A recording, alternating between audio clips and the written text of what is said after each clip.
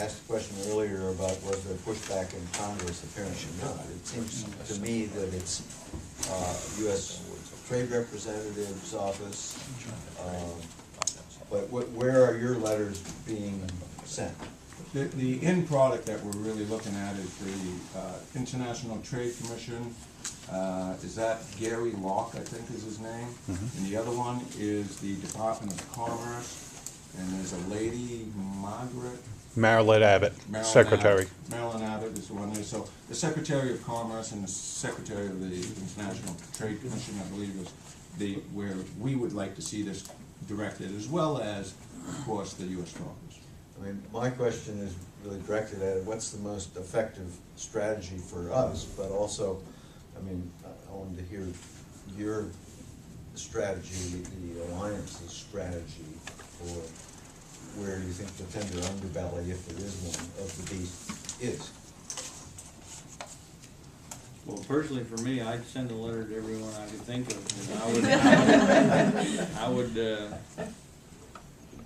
And this. I mean, as far as Madawaska, I mean, I'll personally set up a forum and invite the council there if you want to go there. I mean, I know this affects my area, so. But I guess that's Representative Treat. Well, just to comment on that, it does seem that at least the letters from Congress are going to the International Trade Commission. And, you know, I also would send it to the USTR because I think there's an overall problem there with the USTR right now not being particularly aware of the impacts of the actions, and I'll be speaking to that later. And I also want to mention that we have on the agenda later on about a possible presentation at the meeting of the CSG, Council of State Governments, and on trade specifically. And I don't know if that's going to happen or not. I think it may, but I would offer to you, we can give you my email address, that if there's particular speakers that might be interested, if we get that panel in putting a presentation or saying something on the subject at that you could get that to me. I don't know if that's happening or not, but it might. That's in August in Portland, which I realize is after the decision here, but that issue is certainly going to be going on, and that's a regional meeting that includes legislators, executive branch folks, and also judiciary. I believe we said that the final decision we're looking for is sometime in September. So the timing might actually be really good. Yeah. It'll still be time. Okay. We're lucky enough to have it in May this time around. Yes. Yeah. So you know, I don't. Other people are setting it up, and I'm trying to influence it on behalf of the Trade Commission. So I don't know whether that's happening or what they'd be interested in. But if at least we had names of people such as yourselves or others that you would recommend that might speak to this topic, that's something I could put on the list of suggestions anyway. We'd welcome that, So. I'm sure. Okay, well, if we did do a letter, then we'd address it to the two people that was listed in here and possibly. Give a copy to the USTR and our delegation, perhaps. Are you looking for a motion? Something like that, yeah. Oh, I'm sorry, go ahead. I'd be happy to make the motion if nobody else wants to pick it up. So I'll make the motion that the commission draft and send a letter to the appropriate individuals at the International Trade Commission and at the Department of Commerce, and to the copying at least the U.S. Trade Representative, to the effect that we support the paper trade case that was presented to us. I'll second if you will accept a friendly amendment, which is that we also send copies to the delegation. Absolutely. Yeah, and probably the governor, and you know,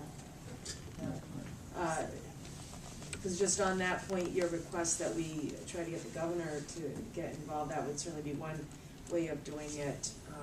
You know, at least making sure that the governor knows what we're up to. Great. Mike?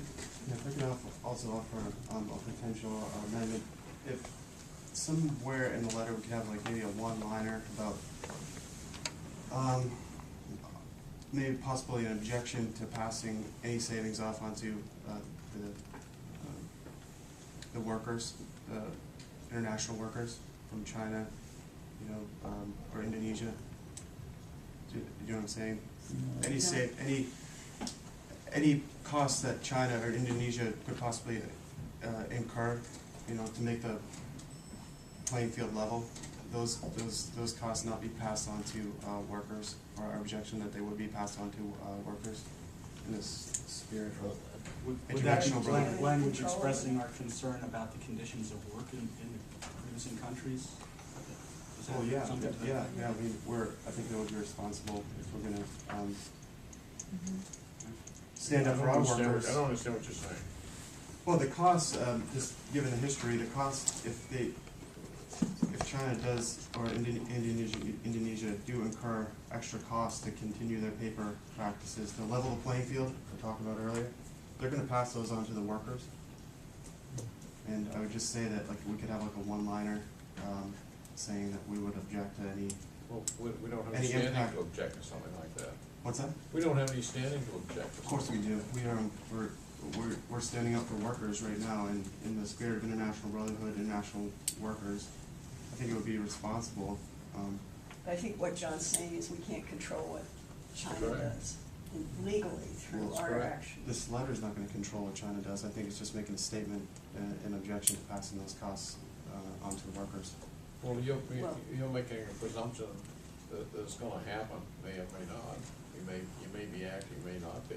I just think it extends what we're trying to do almost to something irrelevant to what we're trying to do. I wouldn't.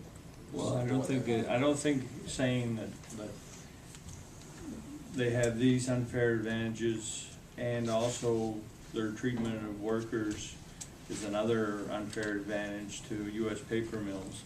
I have no, I agree that, I mean, we certainly can't make China treat their people better, and it really is, but I certainly putting into a letter that that's another unfair advantage that they have. But I don't mind making the observation. Mm-hmm. I Exactly. guess my concern Right. is to try to appear to be forcing something down. I don't have no problem making the observation. Right, I understand. That's all, that's all the amendment would be asking for, is to just make the observation and really kind of object to it with like a one-liner. Paul? In reality, what's gonna happen is that if this is approved, that tariffs will be put on these products. It's not that, you know, something's gonna happen in China or in Indonesia, the tariffs will be put on when the products come here. So, you know, if you wanna say something about the situation, the labor situation in Indonesia and in China, that's a separate issue than the tariffs that what we're asking for is for the tariffs to be put on these products that levels the playing field in this country. And if you want to say something else, that's a separate issue, I think. Representative Creed? Well, and maybe the way to phrase this is, if we read through the materials, and certainly the presentation today did focus on treatment of workers as an aspect of the unfair advantage that these other countries have, which is that they're basically, ripping out their workers and treating them poorly, and that's essentially a subsidy.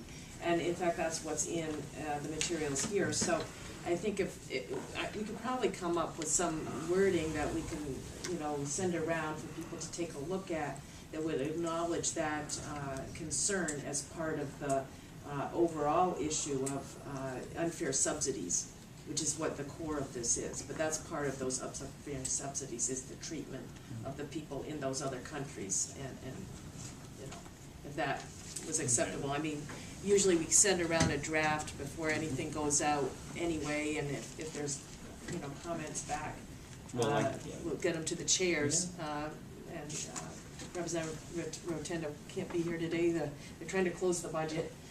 Good Lord. Yeah. Well, I think she's an integral part of it, so.